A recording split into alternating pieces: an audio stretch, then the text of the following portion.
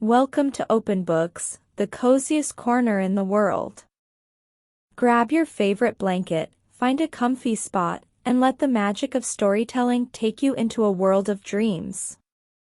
Next to the Ganges River lived a magical 9-colored deer, its fur shining with 9 vibrant colors, dazzling anyone who saw it.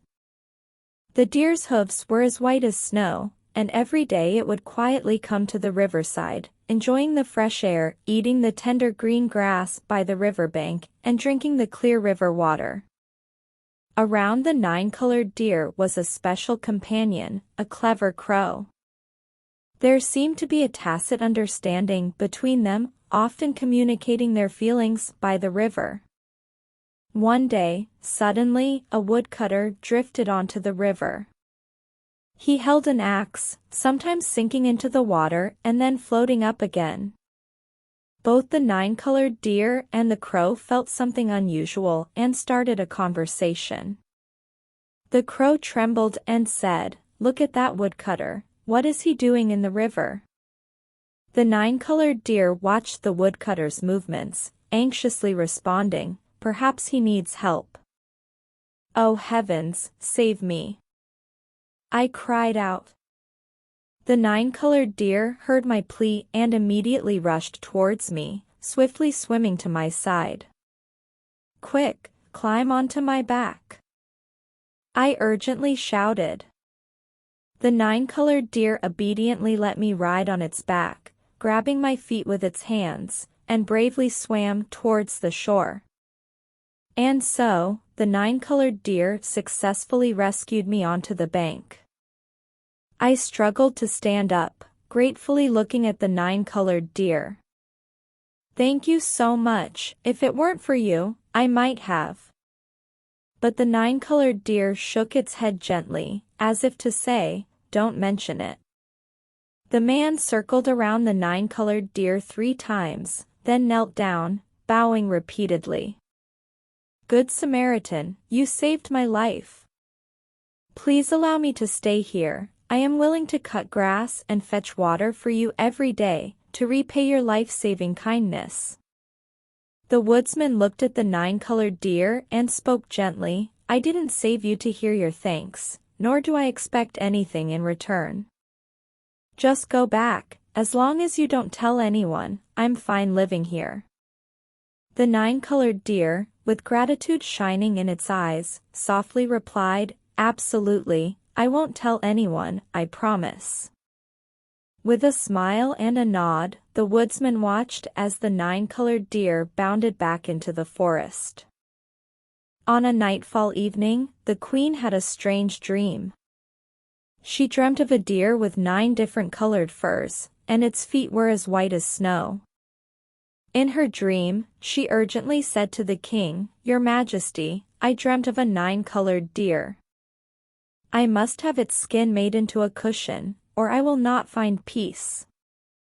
Upon hearing this, the king felt pity and decided to mobilize the entire nation to find this magical 9-colored deer to fulfill the queen's wish. Thus, the king gathered all the people and announced a reward. Whoever could find the 9-colored deer would be rewarded with half the kingdom, along with silver filled with gold leaf and gold filled with silver leaf. After the news of the reward spread, people across the country began searching for traces of the 9-colored deer in the forests, hoping to witness this rare miracle.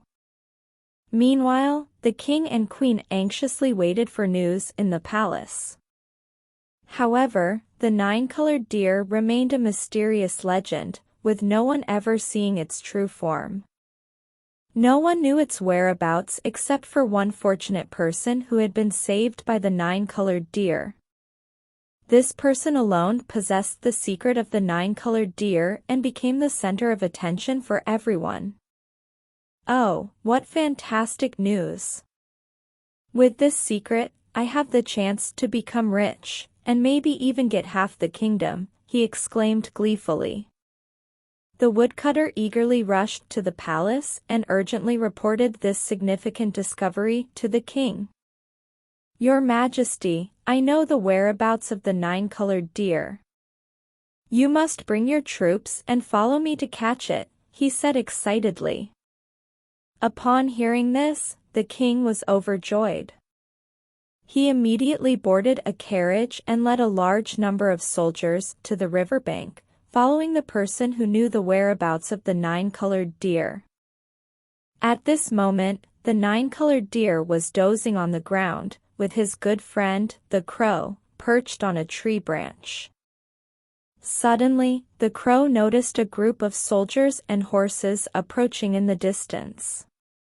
It quickly flew onto the nine-colored deer's head and pecked at his ear.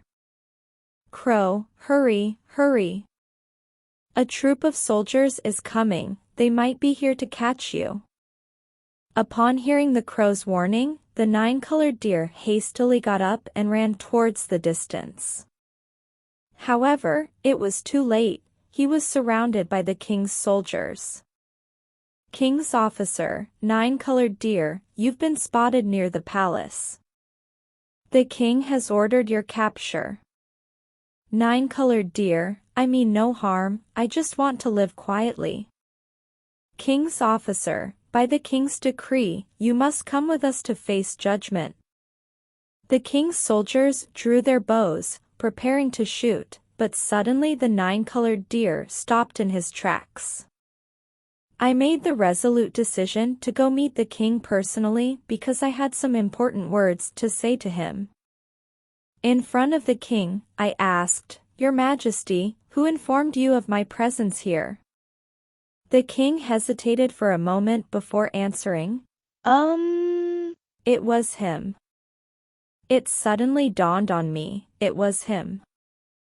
I recounted the story of saving the nine-colored deer, how he was in grave danger in the Ganges, and how I risked everything to save him. He promised to keep my secret, so I've been staying here ever since.